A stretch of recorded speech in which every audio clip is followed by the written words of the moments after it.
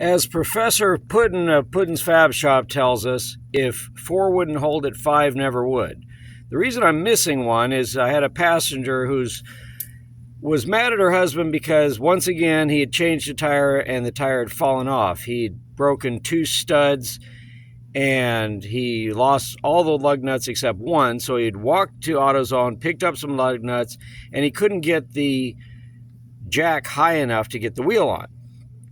So I'm thinking this guy's inept, and obviously he's not super competent with mechanical issues, but I go there to loan him my jack. I jack the car off the frame using my jack and then use his bottle jack, which is obviously low on fluid, to get it up high enough to get it on. And I couldn't get them started. I reformed the threads that were stripped, and I realized there wasn't enough showing. And here is why. See that? How that's a cylinder? It goes down in that hole and grabs those threads better. He had where just the end looks just like that, and it doesn't go in the hole.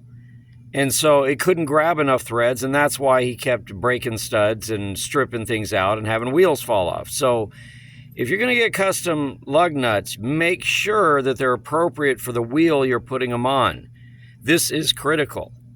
That was very dangerous. That's more than once he's had a wheel fall off. So I loaned him one of mine and came home to get one off one of my parts cars. Because as Puddin would say, if 4 wouldn't hold it, 5 never would.